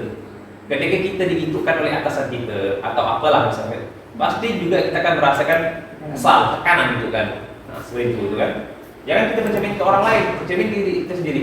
Kalau kita digitukan, pasti akan berkelakuan sama juga. Seperti itu. Di sini kita lihat dalam teori kontrol tentang dunia, kolaborasi dan konsensus menciptakan pilihan-pilihan baru. Kolaborasi dan konsensus, maksudnya konsensus ini kan adalah kesepakatan. Konsensus ini adalah kesepakatan. Jadi kita kolaborasi nih dengan siswa kita, kan? Kita buat kesepakatan. Nah, bagaimana nih untuk kita menyelesaikan tugas kamu yang tuntas? Gimana caranya ini? Itu buat kita diskusi, ajak dia diskusi. Mungkin dia kan, gini ya Bu, saya akan bawa bunga, misalnya kan, bawa tanah. Itu tidak masalah. Kita ajak dia diskusi, beri dia untuk memilih. ya kan? Apa yang kira-kira pantas untuk menebus kesalahan dia gitu, Pak. Jangan kita yang menentukan, kita aja diskusi. Dia mau sampah pun itu karena kemauan dia. Yang kita harapkan itu adalah kemauan dia dari dalam diri dia, bukan ibaratnya paksaan dari kita. Dia bawa sampah ke, apa dia bawa tanah ke, bawa bunga ke, bukan kita yang merintahkan, tetapi memang inisiatif dia gitu, Pak. Nah, seperti itu. Bisa dipahami sampai sini ya? Nah, seperti itu. Oke, di sini. Pertanyaan pemantik. Bagaimana cara membuat murid disiplin? Ya kan? Siapa yang bisa mendisiplinkan murid? Apakah guru yang bisa mendisiplinkan murid, atau kepala sekolah, orang tua murid, atau murid itu sendiri? Nah, ya kan? Jadi kita berpikir nih, dari pembelajaran tadi kan kita bisa berpikir. Sekarang kita lihat bagaimana cara membuat murid disiplin. Siapakah yang bisa mendisiplinkan murid? Apakah guru yang bisa mendisiplinkan murid, atau kepala sekolah, atau orang tua, atau murid itu sendiri? Nah, jawabannya mana? Ayo, pembelajaran kita tadi. Murid itu sendiri. Iya, murid itu sendiri. Tidak ada yang bisa mendisiplinkan kita, tidak bisa, tidak ada. Murid tidak akan bisa disiplinkan, tidak bisa. Dengan peraturan apapun tidak akan bisa. Nah, jadi yang bisa mendisiplinkan murid itu adalah diri dia sendiri. Berapa puluh tahun kita sekolah, ya kan? Berapa banyak peraturan-peraturan dibuat sebagus mungkin gitu kan. Tetapi ternyata belum mampu mendisiplinkan murid. Masih juga kurang teratur. Nah, jadi di sini yang kita menjadi PR kita tadi kan bagaimana ya kan kita menuntun, mendidik ya kan siswa supaya memiliki kesadaran untuk disiplin dari dalam diri. Self disiplin. Disiplin di diri. Nah, bukan kita yang memaksa, bukan dari paksaan dari luar, tetapi dari dalam diri sendiri. Nah, seperti itu. Seperti kita contohnya, pakai masker, atau mungkin kita pakai helm misalnya kan. Kenapa kita pakai helm? Kenapa? Iya, karena takut kecelakaan kan. Karena dapat razia. Ya, intinya kan kenapa kita pakai helm? Ya kan, pasti kita karena takut menjaga keselamatan kita kan. Takut kita kecelakaan, nanti kan di jalan apa-apa kan bisa merusak badan kita juga cedera gitu Pak. Jadi kita pakai helm. Apa itu paksaan dari orang? Itu berasal dari diri kita sendiri. Itulah yang kita harapkan. Bagaimana siswa ini memang datang ke sekolah memang mau belajar, memang main dia. Seperti dia menggunakan helm, seperti dia menggunakan celana. Kenapa dia pakai celana? Supaya apa? Hah? Supaya ditertawakan, nampak auratnya kan. Oh, kenapa dia ke sekolah harus pakai baju? Supaya tidak malu, auratnya tidak nampak gitu kan. Seperti itulah. Apakah kalian ke sekolah dipaksa pakai baju? Tidak kan? Pasti kemauan kalian kan? Nah, seperti itu. Kemauan dari bapak ibu kan pastinya. Nah, seperti itu Pak. Selanjutnya tentang makna kata disiplin. Di sini kata disiplin maksudnya adalah tata tertib, teratur, dan kepatuhan pada peraturan. Hukuman ketidaknyamanan. Ya, ada disiplin. Disiplinnya adalah mungkin kan tata tertib kan. Kalau kita lihat kan artinya melakukan tata tertib untuk teratur supaya patuh pada peraturan. Nanti imbasnya sanksinya adalah hukuman. Ketika tidak bisa mentaati peraturan itu muncul hukuman. Dan hukuman itu pun membuat orang tidak ada yang merasa nyaman ketika dalam hukuman itu, pasti tidak nyaman. Nah, seperti itu. Jadi bagaimana kan? Oke. Selanjutnya, menurut Ki Hajar Dewantara, disiplin yang dimaksud adalah disiplin diri yang memiliki motivasi internal. Nah, di sini Ki Hajar Dewantara merupakan bapak pendidikan nasional ya. Iya. Disiplin yang dimaksud adalah disiplin diri yang memiliki motivasi internal. Jadi bukan disiplin yang berasal dari luar, bukan berasal paksaan dari luar, bukan aturan dari luar, tetapi memang disiplin ini memang dari dalam diri dia. Dia yang memang yang mau disiplin, memang dia berharap suatu saat nanti dia bisa menjadi lebih baik dengan disiplin yang dia tadi. Seperti itu. Ya, seseorang yang memiliki disiplin diri berarti mereka bisa bertanggung jawab terhadap apa yang dilakukannya, karena mereka mendasarkan tindakan mereka pada nilai-nilai kebajikan universal. Nah, disiplin diri juga mempelajari bagaimana cara kita mengontrol diri dan bagaimana menguasai diri untuk memiliki tindakan yang mengacu pada nilai-nilai yang kita hargai. Nah, di sini ketika kita disiplin diri ini kan pasti kita akan menilai baik buruknya yang kita lakukan. Ketika kita terlambat, ya kan, kita akan menilai kalau aku terlambat gimana nih, gitu kan. Nah, kalau seandainya ibaratnya aku buang sampah sembarangan gimana? Kalau seandainya aku berpakaian tidak rapi gimana? Ini merupakan kesadaran dari dalam diri itu, Pak. Bukan di mereka mengikuti aturan, tetapi memang harus berdasarkan dari dalam diri dia. Dia yang mau ada disiplin. Dia berharap dengan disiplin dia akan berkehidupan yang baik ke depannya gitu, Pak. Nah, seperti itu. Selanjutnya 3 motivasi perilaku manusia. Nah, 3 motivasi perilaku manusia. Jadi manusia dalam melakukan sebuah disiplin, mereka mentaati sebuah aturan, itu memiliki 3 motivasi. Nah, ini itu bisa kita analisis sendiri ya. Di sini pertama, untuk menghindari ketidaknyamanan atau hukuman. Motivasi ini adalah tingkat rendah dari motivasi perilaku manusia. Nah, jadi di sini mengapa akan siswa disiplin? Mengapa kadang kita juga sebagai pegawai, sebagai guru disiplin ketika di lingkungan kerja kita? Pasti salah satu dari ketiga ini pasti ada dalam diri kita. Yang pertama, menghindari ketidaknyamanan atau hukuman. Siswa yang kan datang ke sekolah, kenapa dia tepat waktu? Karena takut dihukum, nyapu tuh. Dihukum nyapu gitu kan. Nah, atau tidak boleh masuk ke kelas pada jam pertama. Karena dia terlambat maka dihukum dulu 1 jam. Maka dia datang awal. Selama ini kita lihat seperti itu. Mereka ini takut gitu kan. Takut bukan karena kemauan diri dia, tetapi karena ada paksaan. Kalau seandainya peraturan yang kita buat, ya mungkin saja dia ibaratnya ya santai-santai saja gitu kan. Nah, seperti itu. Berarti kan di sini mereka ini menghindari ketidaknyamanan, maka datang awal kan. Yang tadi ibaratnya suka tidur, suka bangunnya jam 7 ya dikurangi, bangunnya jam 6. Nah, gitu kan? Jadi untuk menghindari ketidaknyamanan atau hukuman. Terus selanjutnya motivasi yang kedua, untuk mendapatkan imbalan atau penghargaan diri dari orang lain. Nah, kadang pun orang disiplin ada minta puji. Oh, iya kan? Wih, mantap kau nih, ya kan? Disiplin gitu kan? Dipuji. Datang awal, mantap. Mantap ayo kan, mantap. Seperti itu ya, mantap. Itu juga seperti mungkin kita sebagai guru juga seperti itu kan, mungkin dengan atasan kita datang lebih awal. Mungkin dipuji, oh mantap nih Bu Yuli nih, Bu Septi ini datang awal. Kamu ibu nih guru teladan gitu kan. Guru teladan. Jadi dengan pujian kan. Jadi selalu datang awal. Bukan sebenarnya memang kemauan dari diri. Padahal ada motif itu, Pak. Motif minta puji. Seperti itu gitu kan. Padahal jangan. Biarkan kita ini datang sesuai dengan keinginan kita, bukan dari apa-apa, bukan dari motif-motif tertentu gitu, Pak. Nah, seperti itu. Terus yang ketiga, untuk menjadi orang yang mereka inginkan dan menghargai diri sendiri dengan nilai-nilai yang mereka percaya. Motivasi inilah adalah motivasi tertinggi dari motivasi perilaku manusia. Karena motivasi berperilaku bersifat internal bukan eksternal. Jadi di sini kan untuk menjadi orang yang mereka inginkan dan menghargai diri sendiri dengan nilai-nilai yang mereka percaya. Jadi motivasi ini yang kita harapkan, motivasi yang ketiga ini.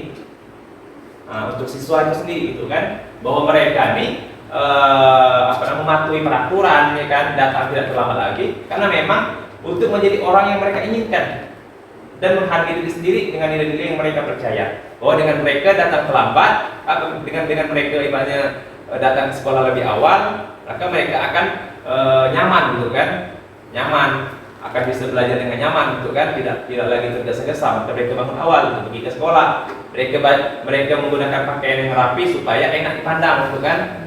Biar nyaman, dia terbiasa dengan kesopanan tadi kan, dengan menghargai ada kesopanan. Nah, seperti itu. Mereka memotong rambut dengan rapi supaya terlihat bagus gitu, Pak.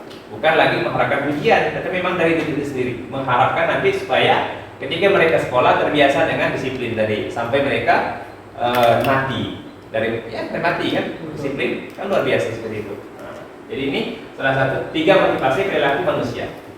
Yang pertama tadi adalah untuk menghindari ketidaknyamanan. Yang kedua untuk mendapatkan imbalan atau penghargaan dari orang lain. Yang ketiga untuk menjadi orang yang mereka inginkan dan menghargai diri sendiri dengan nilai-nilai yang mereka percaya. Seperti itu.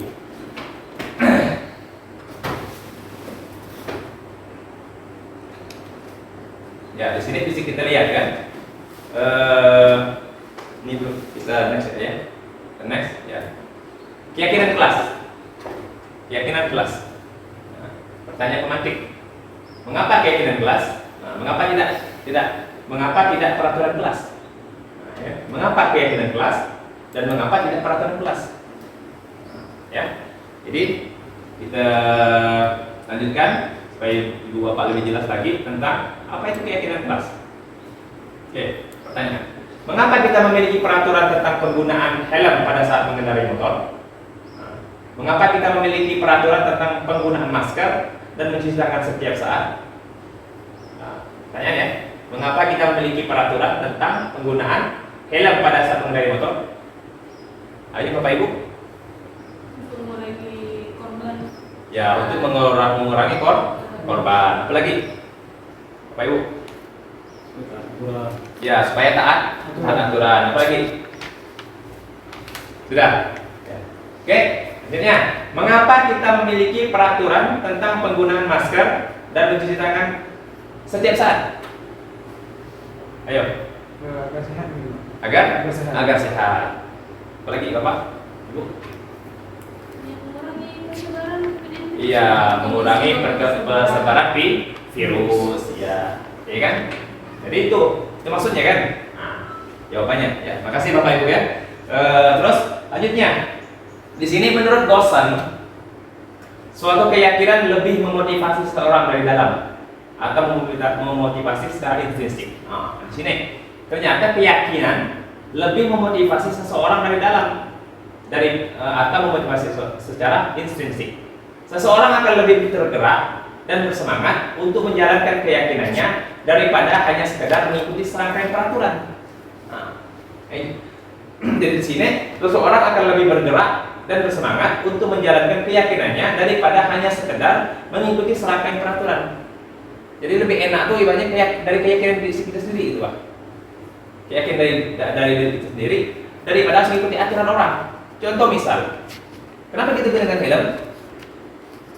Bukan sebenarnya kita takut kena razia atau mungkin kita takut kenapa-kenapa kan? Sebenarnya kita menggunakan helm. Kenapa kita selalu menggunakan helm? Karena menjaga keselamatan kita. Karena keyakinan kita tadi, kalau kita nggak pakai helm, kita takut nanti kan di jalan tabrakan, kepala kita pecah itu kan. Kalau nggak ada pelindung. Nah, seperti itu. Kalau kita ngikut aturan, nih, misalnya kan, Bapak Ibu ngikut aturan, kita menggunakan helm, takut kena razia. Jadi gunakanlah helm. Kalau tak ada razia, tak pakai helm gitu kan. Nah, seperti itu. Jadi di sini yang kita perlukan adalah keyakinan dari dalam diri. Ketika kita gunakan helm, ini merupakan salah satu penjaga keselamatan kita. Nah, seperti itu. Paham sampai sini dulu? Iya ya. Oke, selanjutnya pembentukan keyakinan kelas. Ya, pembentukan keyakinan kelas. Jadi untuk kelas lebih nyaman, kita bentuk keyakinan kelas. Kita buat keyakinan kelas. Kita punya aturan misalnya kan, kita tidak punya aturan. Ya, punya aturan sekolah misalnya. Ya, untuk di kelas kita buat keyakinan. Nah, buat keyakinan saja kan, supaya anak-anak ini memang dia bertingkah laku sesuai dengan keyakinan. Keyakinan ini disepakati bersama, sama-sama buatnya. Kita melakukan musyawarah kesepakatan bersama. Bukan ibaratnya guru yang menentukan aturannya. Misal dilarang datang terlambat, dilarang mencontek, itu kan kita yang buat. Sama juga dengan peraturan. Di sini yang dimaksudkan dengan membuat keyakinan kelas, kita membuat kesepakatan bersama tentang sebuah keyakinan kelas untuk mendapatkan untuk menuju kelas impian yang kita harapkan. Mungkin dengan keyakinan kelas ini kita bisa menghadirkan kelas impian yang kita harapkan. Kelas kita yang aman, kelas kita yang nyaman, kelas kita yang tentram gitu kan, tanpa ada mungkin cap-cap dari guru-guru. Mungkin kalau kelas ini kelas yang kurang bagus, misalnya kan kelas ini kelas alien misalnya, kelas ini kan anak-anaknya barbar gitu kan, ya itu kan ibaratnya udah menjadi cap oleh guru-guru kan, seperti itu. Nah, jadi di sini kita buat keyakinan kelas. Bagaimana kelas kita ini kan jangan sampai dicap seperti itu gitu kan. Kita buat keyakinan ini biarlah ya kan mereka yang ibaratnya menentukan apa yang mereka mau gitu kan. Mereka maunya seperti apa gitu Pak. Nah, pertama kita lihat kan, keyakinan itu bersifat lebih abstrak daripada yang lebih rinci dan konkret. Abstrak saja kan? Abstrak saja, maksud abstrak di sini kan ya bebas saja. Bebas dari pemikiran mereka gitu, tidak perlu teratur gitu kan? Bebas saja. Sesuai apa yang mereka keluarkan. Mereka tulis misalkan saya malu datang terlambat. Oh, udah, itulah dituliskan. Saya apa namanya? Malu mungkin mencontek, ya apa dituliskan. Itu dijadikan kesepakatan ke kelas. Terus kira-kira kelas hendaknya tidak terlalu banyak sehingga mudah diingat dan dipahami oleh semua warga kelas. Sedikit ya. Kira-kira kelas tidak banyak. Sedikit ya gitu kan. 5 sudah cukup. Tapi ingat dan bisa mereka terapkan gitu kan. Kira-kira ini kalau terlalu banyak sampai 30 peraturan, apalagi kita lihat peraturan sekolah. Penuh gitu kan. Tak hafal sesuatu. Tak hafal, sesuatu ada apa dengan peraturan sekolah. Nah, seperti itu. Iya. Tak hafal dengan peraturan sekolah. Jadi di sini kira-kira kelas hendaklah tidak terlalu banyak sehingga mudah diingat dan dipahami oleh semua warga kelas. Terus semua warga kelas hendaknya ikut berkontribusi dalam pembuatan keyakinan kelas lewat kegiatan curah pendapat. Nah, maksud curah pendapat di sini kan mereka kan menuliskan tentang apa yang mereka mau tentang kesepakatan kelas. Bebas biar mereka maju ke depan masing-masing untuk menuliskan kesepakatan kelas tersebut. Nah, serahkan kepada mereka untuk merdeka, bebas untuk menentukan aturan-aturan kelas mereka. Nah, sudah pasti kan kita kontrol juga, ya kan? Aturan-aturan yang sesuai itu kan. Terus keyakinan kelas berupa pernyataan universal, umum, bisa dipahami ya, bisa dipahami oleh semua orang, tidak membingungkan. Nah, seperti itu. Terus keyakinan kelas sebaiknya sesuatu yang dapat diterapkan di lingkungan tersebut, Nah, jangan yang dapat diterapkan gitu kan, yang aman, yang bisa diterapkan aja lah. Terus bersedia meninjau kembali keyakinan kelas dari waktu ke waktu. Nah, kita juga setelah kita buat ini, kita meninjau kembali keyakinan kelas dari waktu ke waktu. Meninjau di sini kan, apakah anak ini sudah menjalankan belum kesepakatan kelas yang dibuat tadi, gitu kan? Sudah dibuat belum? Misalkan kita buat ini 5 kesepakatan kelas, yang mana-mana yang udah mereka laksanakan, poin berapa yang mereka langgar, gitu kan? Itu juga bisa kita buat konsekuensi kan untuk pelanggaran dari kesepakatan ini. Konsekuensi di sini bukan ditentukan, tetapi dengan kesepakatan. Nah, seperti itu. Bisa dipahami ya Bapak Ibu? Ya. Oke, selanjutnya hukuman sanksi restitusi. Hukuman itu bersifat tidak terencana atau tiba-tiba. Anak atau murid tidak tahu apa yang akan terjadi dan tidak dilibatkan. Hukuman bersifat satu arah dari pihak guru yang memberikan dan murid hanya menerima suatu hukuman tanpa suatu diskusi atau pengarahan dari pihak guru, baik sebelum atau sesudahnya. Ya seperti itulah hukuman. Ketika mereka datang terlambat, sekolah nyapu. Kan gitu. Tanpa ada namanya konsensus, kesepakatan lagi. Tidak ada diskusi lagi, langsung disuruh nyapu atau disuruh keliling lapangan gitu kan. Nah, seperti itu. Yang kedua, sanksi atau konsekuensi sudah terencana atau sudah disepakati, sudah dibahas dan disetujui oleh murid dan guru. Biasanya pembentukan sanksi atau konsekuensi dibentuk oleh pihak guru atau sekolah dan murid sudah mengetahui sanksi tersebut. Nah, di sini kalau sanksi ini bisa kesepakatan bersama, bisa guru yang menentukan.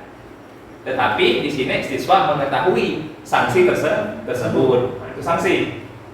Kalau restitusi adalah proses menciptakan kondisi bagi murid untuk memperbaiki kesalahan mereka sehingga mereka bisa kembali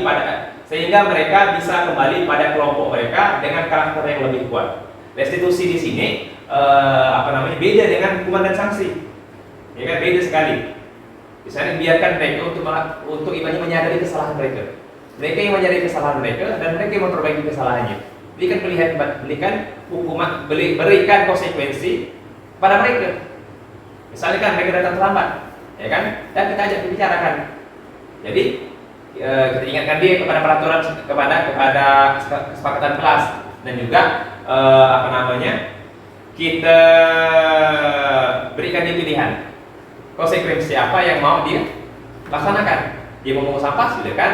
Atau dia tidak akan mengulangi kesalahan ini lagi besoknya, nah, silakan. Intinya biarkan mereka menyadari kesalahan mereka sendiri dan memperbaiki sendiri tanpa ada paksaan, sehingga membuat dia lebih kuat lagi karakternya itu Pak, dan bisa kembali kepada kelompok mereka masing-masing. Tidak merasa ada tidak dicap sebagai orang yang bersalah gitu Pak.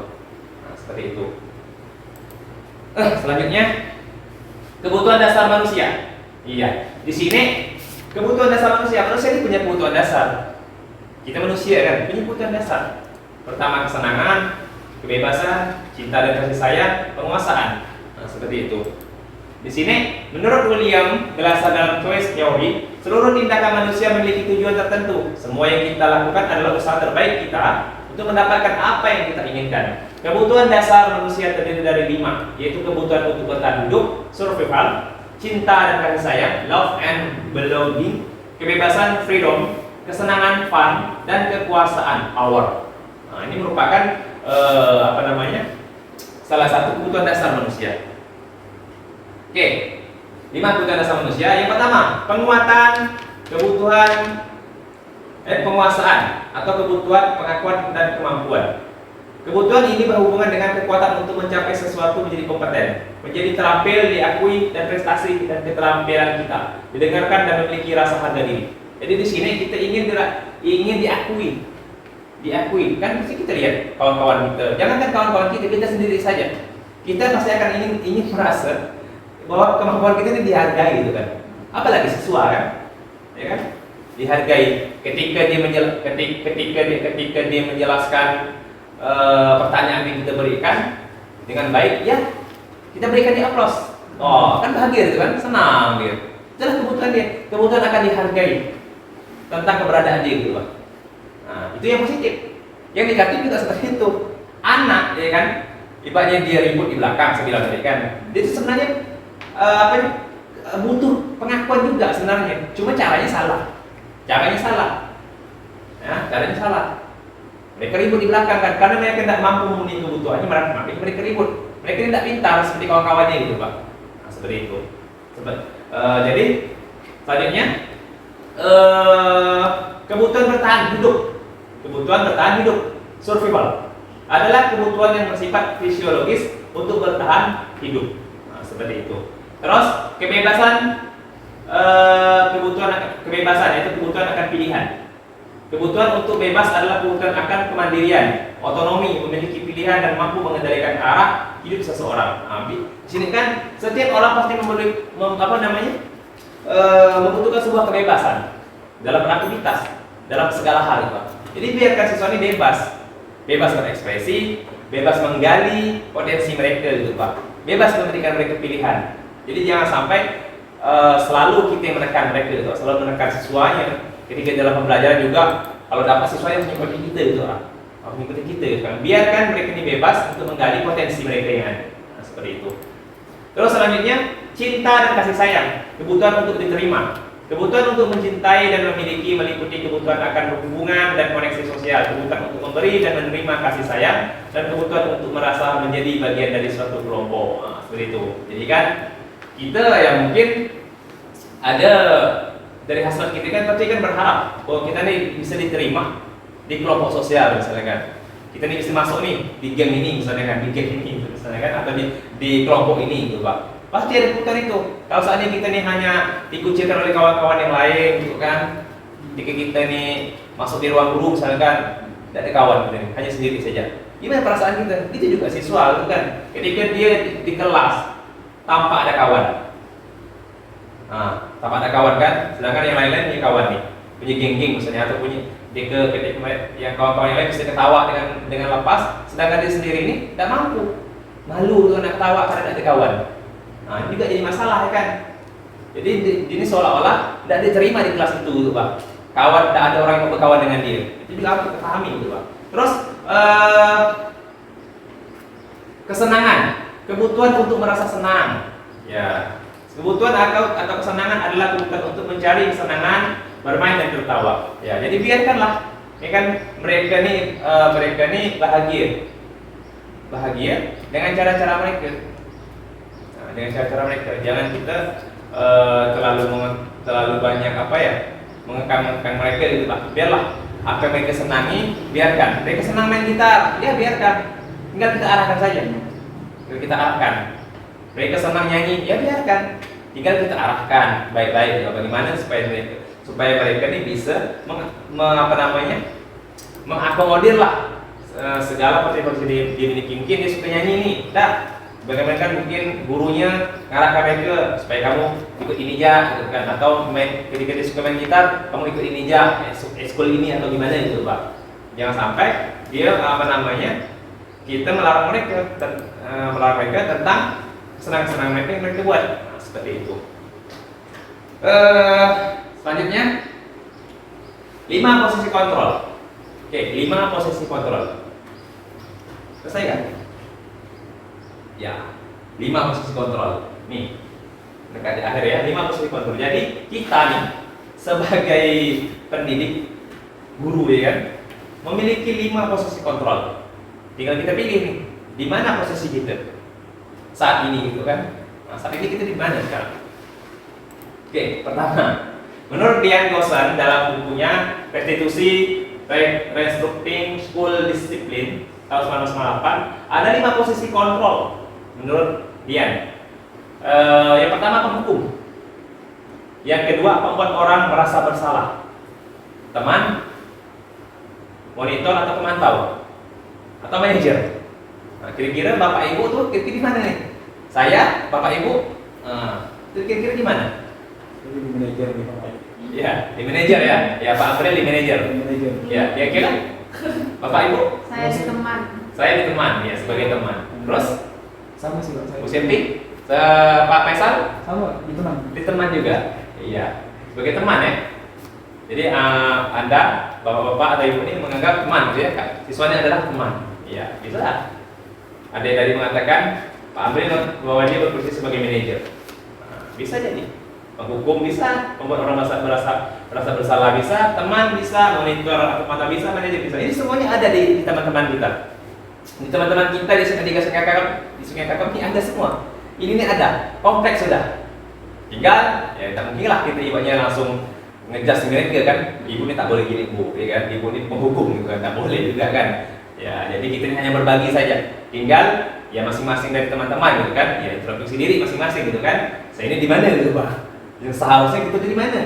Sebagai guru seharusnya kita di mana kan? Setelah mempelajari budaya positif ini, seharusnya nanti kita nih di posisi bagian mana nanti? Setelah kita mempelajari budaya positif, apakah masih dengan penghukum? Apakah masih dengan membuat orang merasa bersalah atau gimana?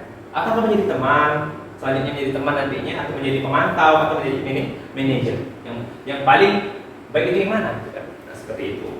Oke, selanjutnya segitiga restitusi. Nah, segitiga restitusi ini merupakan cara penanganan siswa. Nah, sebagai seorang guru, ketika murid kita melakukan kesalahan, tindakan mana yang kita lakukan? Ini cara kita menindaklanjuti siswa yang bermasalah ya. Jadi sebagai seorang guru, ketika murid kita melakukan kesalahan, tindakan mana yang kita lakukan? Ya, satu, kita menunjukkan kesalahannya dan memintanya melihat kesalahannya yang baik-baik. Kita menunjukkan kesalahannya dan memintanya melihat kesalahannya yang baik-baik. Dua, kita mengatakan kamu seharusnya tahu bagaimana kamu seharusnya bertindak. Tiga, kita mengingatkan murid kita agar kita akan kesalahannya yang sama di waktu sebelumnya. Empat, kita akan bertanya padanya, kenapa kamu melakukan sesuatu yang seharusnya tidak kamu lakukan? Empat, kita akan mengkritik dia dan mendiamkannya. Nah, kira-kira yang mana biasanya yang kita lakukan nih? Kira-kira yang mirip-mirip itu yang biasa kita lakukan di sekolah ini terhadap siswa ketika melakukan sebuah pelanggaran itu yang mana kira-kira? Nah, ya. Mungkin itu jadi PR kita bersama ya. Nah, dari Bapak Ibu gitu kan, sama-sama kita. Kira-kira yang mana ya kan? Sebagai seorang guru, ketika murid kita melakukan kesalahan, tindakan mana yang kita lakukan? Nah, seperti itu. Kira-kira yang benarnya yang mana gitu kan? Nah, seperti itu.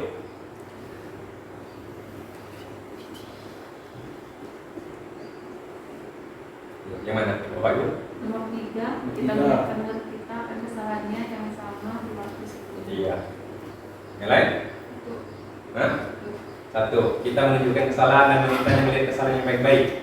Kita menunjukkan kesalahannya dan memintanya melihat kesalahannya baik-baik.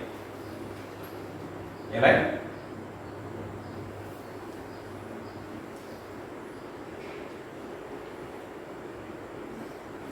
Ya. Yang keempat juga bisa. Iya, yang keempat bisa ya. Kita akan bertanya padanya, kenapa kamu melakukan sesuatu yang seharusnya tidak kamu lakukan? Nah, seperti itu. Oke. Oke, next selanjutnya restitusi. Cara menanamkan disiplin positif pada murid. Nah, ini restitusi ini kan artinya menanamkan. Cara menanamkan disiplin positif pada murid. Menurut Gosan tahun 2004, restitusi adalah proses menciptakan kondisi. Restitusi ini adalah menciptakan kondisi bagi murid untuk memperbaiki kesalahan mereka, sehingga mereka bisa kembali pada kelompok mereka dengan karakter yang lebih kuat. Nah, adalah proses menciptakan kondisi bagi murid untuk memperbaiki kesalahan mereka, sehingga mereka bisa kembali pada kelompok mereka dengan karakter yang lebih kuat. Seperti itu. Di sini perbedaan restitusi dengan program disiplin lainnya. Restitusi bukan untuk menebus kesalahan, namun untuk belajar dari kesalahan. Ya, Bapak Ibu ya. Restitusi ini bukan untuk menebus kesalahan, tetapi untuk belajar dari kesalahan. Jadi mereka kita ajak untuk belajar dari kesalahan, bukan disuruh untuk menebus kesalahan. Nah, seperti itu. Terus restitusi memperbaiki hubungan. Restitusi memperbaiki hubungan, maksudnya hubungan antara kita guru, ya kan? Ya, kita guru dengan murid itu sendiri, memperbaiki hubungan. Nah, itu Pak. Jangan kita malah memperburuk ke hubungan dengan cara memarahkan dia, menghukum dia, gitu kan? Soalnya kita banyak memperbaiki hubungan. Ya, kita ngomong baik-baik lah kan, yang baik, yang enak itu kan. Ketika ada konsekuensi yang mereka lakukan, kita ajak mereka berdiskusi untuk menyelesaikan masalah mereka itu. Beri mereka pilihan, berikan mereka kebebasan, ajak mereka diskusi gitu Pak. Jangan kita paksa mereka, jangan kita langsung judge mereka dengan hal-hal yang dengan omongan-omongan yang kasar gitu Pak. Terus restitusi adalah tawaran, bukan paksaan, tawaran, bukan paksaan. Kalau seorang mereka nyapu kau nih, paksaan kan? Sebenarnya mereka tidak mau kan? Mereka maunya masuk. Mereka meskipun terlambat, mereka sebenarnya mau masuk, tetapi karena dia terlambat, mereka dipaksa untuk nyapu gitu Pak. Soalnya beri mereka tawaran, bukan paksaan. Ajak mereka tawar-menawar gitu kan. Nah, seperti itu. Kamu maunya gimana nih? Itu kan untuk memperbaiki kesalahan orang ini, kamu maunya gimana? Ya Pak, saya tidak akan mengulangi kesalahan saya lagi, saya akan menawar. Udah, masuk gitu kan. Jadi kita tengok besoknya. Kita kontrol kan? Kita evaluasi kan? Oh, apakah anak ini memperbaiki kesalahannya? Ternyata iya. Kan gitu. Nah, kita harapkan itu sebenarnya kan. Nah, seperti itu. Ya. Oke, selanjutnya restitusi menuntun untuk melihat ke dalam diri. Restitusi menuntun untuk melihat ke dalam diri. Nah, biarkan anak itu melihat dirinya gitu Pak. Menyadari diri sendiri. Jangan ibaratnya kita menyalahkan. Biarkan mereka yang menyadari kesalahannya itu. Restitusi mencari kebutuhan dasar yang mendasari tindakan. Restitusi mencari kebutuhan dasar yang mendasari tindakan. Kebutuhan dasar maksudnya gini. Mengapa dia terlambat? Saya tanya dulu, kenapa dia terlambat? Jangan langsung coba dihukum. Jadi harus nanya alasan dulu. Tanya alasan dulu, kan? Tanya alasan dulu, kan? Tanya alasan, kita harus terima kan? Alasan mereka kan? Namanya juga alasan. Kita tanya. Terus masih ingat tidak dengan kesepakatan kelas kita, gitu kan? Di poin mana misalnya kan? Poin 1. Aku malu datang terlambat. Dia ingat gitu kan? Terus bagaimana nih untuk kalian untuk memperbaiki kesalahan hari ini? Baiklah Pak, kan saya akan menyapu misalnya. Biarkan mereka menentukan, atau mungkin baiklah Pak, besok saya akan bangun lebih awal lagi dan tidak akan datang terlambat. Jadi itu kan pilihan diberikan kepada mereka seperti itu. Jangan kita maksud. Ketika mereka terlambat langsung dihukum, udah. Itu kan maksa namanya kan. Seperti itu. Oke. Selanjutnya restitusi fokus pada karakter bukan tindakan. Restitusi menguatkan bukan melemahkan. Kalau hukuman itu melemahkan mereka. Kalau restitusi menguatkan mereka. Beri mereka semangat gitu kan. Restitusi fokus pada solusi. Fokus pada solusi. Bukan langsung langsung kita menghukum mereka, kan? Beri mereka solusi kan. Fokus pada solusi, bagaimana mereka menyelesaikan masalah mereka gitu Pak. Beri mereka pilihan. Ajak mereka diskusi. Restitusi mengembalikan murid yang berbuat salah pada kelompoknya. Oke. Di sini langkah-langkah dari restitusi di sini ada namanya ketiga strategi di atas dipresentasikan dalam 3 sisi segitiga restitusi. Ini namanya segitiga restitusi. Inilah cara kita untuk menangani siswa. Yang pertama, kita menstabilkan identitas dulu. Menstabilkan identitas. Benar tuh kita ya. Oke, pertama nih, ya, menstabilkan identitas dulu. Kita semua akan melakukan hal yang terbaik bisa kita lakukan. Tapi kita menstabilkan identitas dulu. Pertama apa? Seperti saya bilang kan, misalnya kan anak itu bajunya keluar, misalnya kan, anak itu bajunya keluar, ya. Kamu hari ini sedikit beda ya, agak gaul gitu kan. Ketika kita melihat teman siswa kita bajunya mungkin dikeluarkan, ya kita bilang, kamu hari ini agak beda ya, sedikit gaul gitu kan. Oh iya nggak pak, gitu kan? Mungkin dia akan gitu, gaulnya apa pak? Oh iya, itu kan baju saya atau baju saya dikeluarkan, gitu kan? Jadi dia tahu nih kesalahannya, oh baju saya dikeluarkan, maka dikatakan nggak gaul. Nah setelah itu validasi tindakan yang salah, yang salah. Nah, udah dia menyadari bahwa dia bajunya dikeluarkan, kita tanya, kenapa pakaianmu dikeluarkan, bajumu dikeluarkan? Anda kan jawab kan, mungkin kan jawab, suka-suka saja, gitu kan? Nah, setelah itu udah kita tanyakan, masih ingat nggak keyakinan kelas kita di poin berapa tuh? Iya pak, masih ingat, poin 1. Aku malu ya kan jika pakaian tidak rapi, misalnya kan? Nah, seperti itu udah. Jadi bagaimana dia menyelesaikan masalahnya? Nah, ya pak, besok saya akan lebih rapi, tidak akan mengeluarkan baju lagi, akan rapi, itu kan akan selamanya rapi sampai nanti itu pak. Nah, itulah ibaratnya cara kita menangani siswa. Jangan langsung mereka datang, langsung mereka buat kesalahan, langsung kita hukum. Kita ajak diskusi dulu, seperti itu. Dan di sini paham Bapak Ibu ya? Oke. Ya. Iya, terima kasih. Oke, terima kasih Bapak Ibu yang sudah mau mendengarkan ucapan saya di hari ini yang dalam sesi berbagi tentang budaya positif. Mungkin saya akan sedikit bermain lah ya, bermain lah. Maksudnya kita jangan penugasan ya, bermain ya. Kalau penugasannya soal saya diguru dengan kita main ya. Kita ajak bapak ibu diskusi atau menganalisis video yang telah saya buat. Ini kira-kira berkenaan dengan apa? Mungkin Bapak Ibu bisa lihat di HP-nya, ada saya bagikan. Oke, terima kasih Bapak Ibu.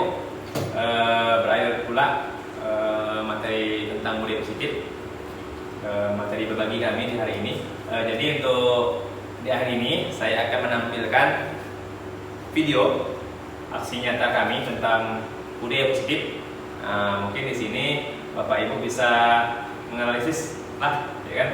Kira-kira konsep mana nih yang udah berkenaan tentang konsep budaya positif di aksi nyata kami. Mohon Bapak Ibu silakan menganalisis. Saya akan menampilkan video kami. Kita nonton sama-sama.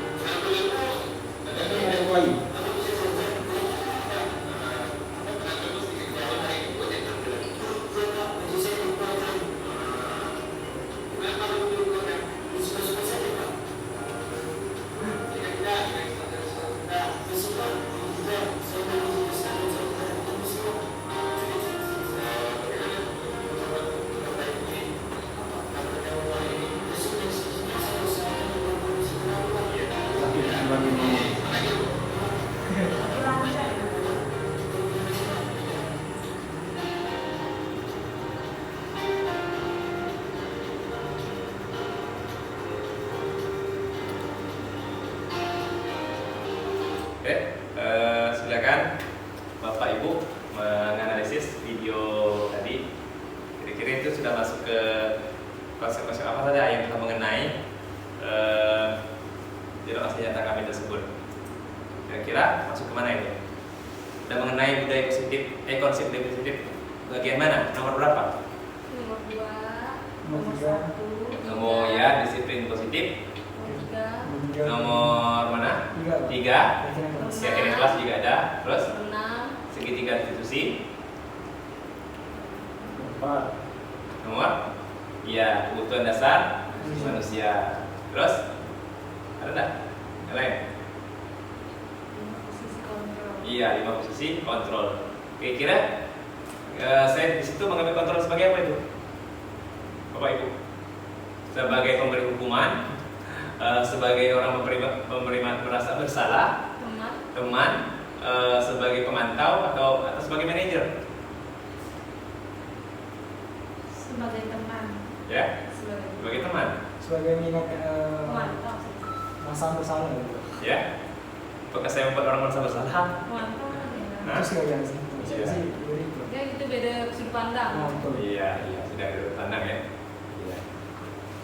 Jadi saya di situ sebenarnya saya mengambil posisi manajer. Di situ manajer. Karena sebelumnya saya bertanya dulu. Tanya dulu kepada siswa mengapa kamu terlambat gitu kan? Mengapa kamu mengeluarkan baju? Jadi manajer itu bertanya, bukan harus menyalahkan tapi bertanya, mengapa kamu terlambat gitu kan? Mengapa kamu mengeluarkan baju? Jadi ada mengapanya. Seperti itu. Jadi kalau keyakinan kelas tadi ada ya? Kira-kira enggak? Tadi di keyakinan kelas Nah, ada bagian mananya? baju keluar. Bagian mana kira-kira? Malu mengeluarkan baju. Iya, berarti saya menanyakan ya. Berarti saya tadi menanyakan kepada siswa tentang keyakinan kelas.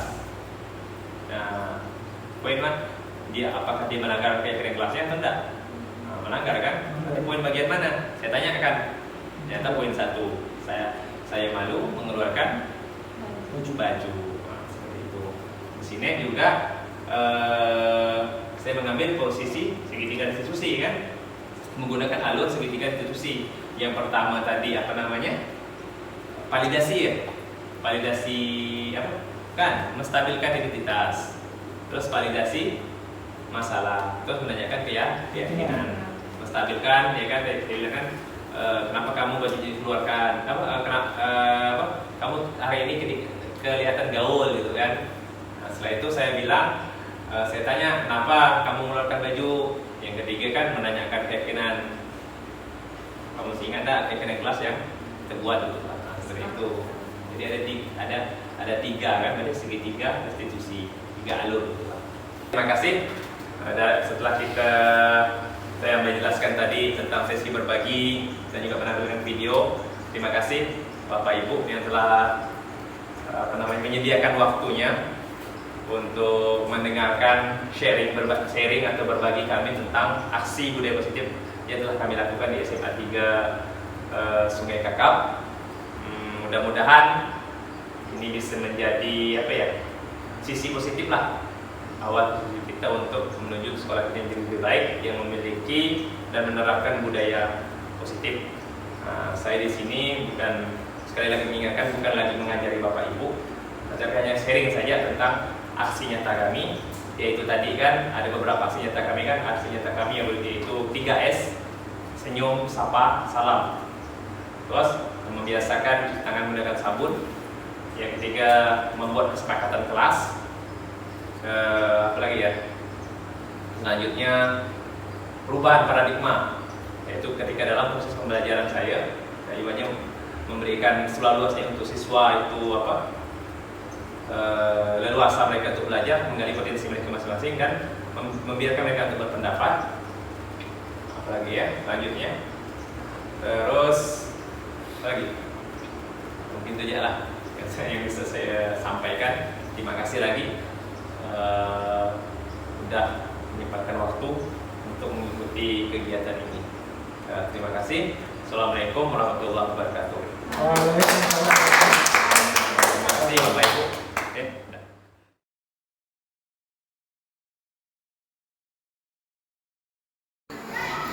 saya dengan adanya senyum sapa salam ini, saya merasa senang dan dihargai oleh teman-teman. Dan itu meningkatkan say hello antar warga sekolah. Menurut saya, kebiasaan kelas mencuci tangan menggunakan sabun memasuki area sekolah itu sangatlah baik karena bisa menumbuhkan rasa sadar diri kita untuk lebih menjaga kebersihan diri serta terlindungi dari penyakit. Bukan hanya melakukan vaksinasi, tapi kita juga harus sadar untuk kebersihan diri, seperti melakukan protokol kesehatan seperti mencuci tangan menggunakan sabun dan memakai masker. Ya. Dengan adanya kesepakatan kelas ini, karena dengan adanya kesepakatan kelas ini, kami dan saya dan teman-teman bisa menentukan kesepakatan apa yang baik buat kelas kami, dan juga tidak ada paksaan dari peraturan sekolah. Dengan adanya kesepakatan kelas ini, saya berharap kelas kami menjadi kelas yang lebih baik lagi untuk kedepannya, dan juga mudah-mudahan bisa dicontoh oleh teman-teman yang lain dan kelas yang lain. Menurut Jumadit, Pak, bagus tanggapan yang tadi Bapak sampaikan dengan cara-cara Bapak menegurnya, karena dengan cara Bapak menegur secara halus, siswa itu bisa mengikuti dan lebih memahami dan mengerti apa yang Bapak maksud. Kalau jika ada guru yang bilang itu secara kasar, siswa itu bisa punya dendam di dalam hatinya, juga memiliki rasa kecewa dengan guru itu, Pak. Assalamualaikum warahmatullahi wabarakatuh. Saya Vegario. Di sini saya ingin menyampaikan pendapat saya tentang cara metode pembelajaran Bapak di waktu itu. Bagi saya metode yang seperti itu sangat efisien. Mengapa demikian? Karena di situ guru bisa menilai mana siswa yang aktif dengan yang tidak. Ketimbang dengan murid-murid yang hanya mendengarkan guru mengajar, di situ akan sulit untuk melihat para murid-murid yang aktif. Nah, sedangkan metode yang waktu itu Bapak terapkan ke kami itu cukup efisien melihat potensi siswa. Bahkan siswa yang cenderung pendiam pun jika diterapkan metode seperti itu, mereka akan lebih aktif dan lebih terbuka. Oke, hanya itu pendapat saya. Terima kasih. Wassalamualaikum warahmatullahi wabarakatuh.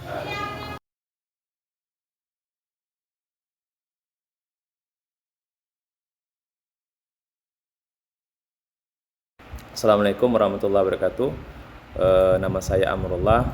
Saya merupakan CGP Angkatan 4 dari Kabupaten Kuburaya. Tempat tugas kami yaitu di SMA Negeri 3 Sungai Kakap. Adapun hari ini saya akan melakukan refleksi dan juga evaluasi tentang aksi nyata yang telah kami buat. Adapun beberapa aksi nyata yang kami buat selama beberapa bulan ini, yaitu pertama, menerapkan budaya senyum salam sapa di sekolah.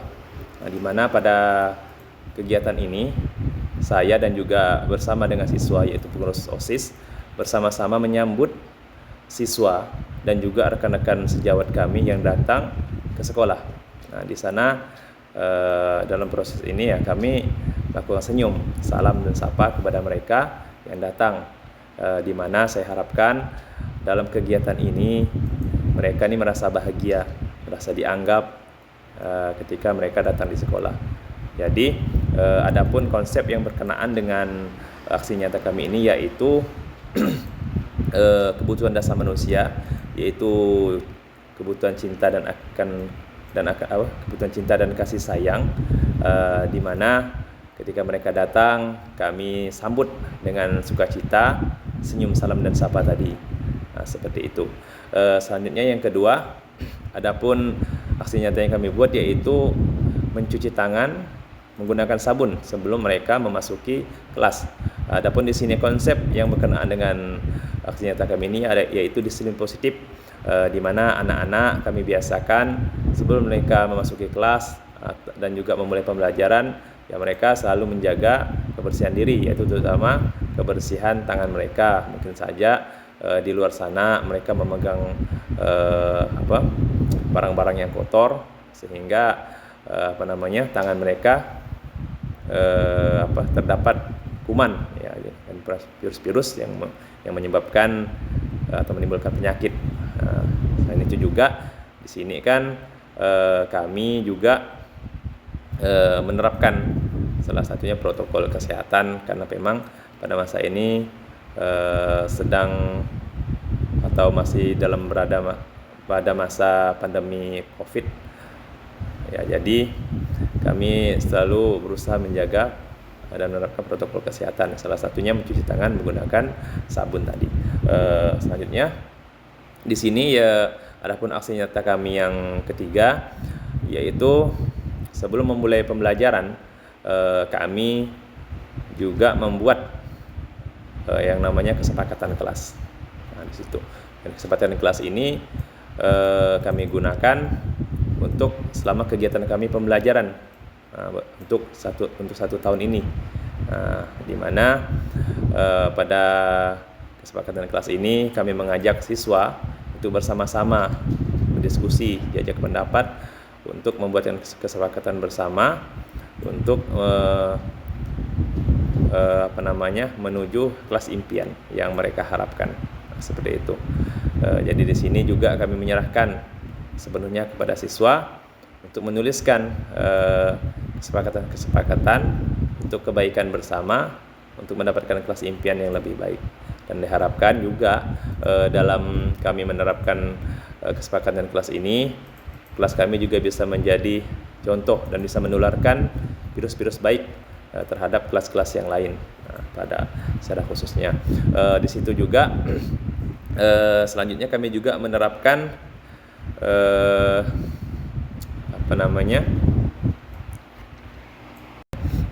selanjutnya juga di sini yang keempat, kami dalam penanganan siswa yang bermasalah ketika melanggar aturan atau melanggar kesepakatan sekolah, kami di sini menggunakan segitiga restitusi, yaitu kami tidak langsung menghukum mereka ya, seperti yang mungkin pada umumnya dilakukan oleh sekolah-sekolah ketika siswa bermasalah ya langsung dihukum gitu kan. Tetapi dalam hal ini, dalam aksi nyata kami di sini, kami menerapkan segitiga restitusi, di mana sebelumnya kami melakukan menstabilkan identitas siswa ya, setelah itu melakukan validasi masalah, dan yang ketiga yaitu menanyakan keyakinan kelas. Jadi kami di sini tidak langsung menghukum. Jadi dalam proses segitiga restitusi ini, saya di sini mengambil kontrol sebagai manajer. Seperti itu. Jadi selanjutnya untuk aksi nyata kami yang selanjutnya yang terakhir, yaitu berupa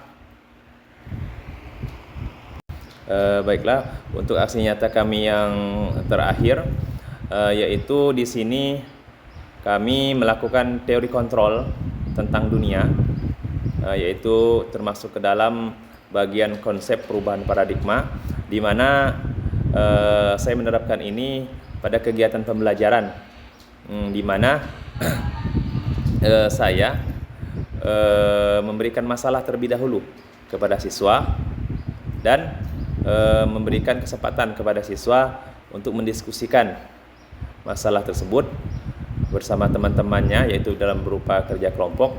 Setelah itu di akhirnya mereka melakukan presentasi tentang masalah-masalah yang saya berikan tadi. Jadi saya membiarkan mereka untuk melakukan aktualisasi diri terhadap jawaban mereka, seperti itu. Adapun untuk selanjutnya, kami selaku calon guru penggerak dalam aksi nyata ini pasti masih banyak kekurangan karena juga kami ini masih belajar. Jadi kami akan terus melakukan evaluasi dari hari ke hari tentang aksi nyata yang telah kami buat. Selain itu juga kami akan terus meminta pendapat saran dari teman-teman dan juga rekan sejawat kami untuk selalu memberikan saran kepada kami agar di mana saran itu bisa kami jadikan sebagai evaluasi diri untuk menjadikan aksi nyata kami ini lebih baik dari hari ke hari ke depannya. Terima kasih.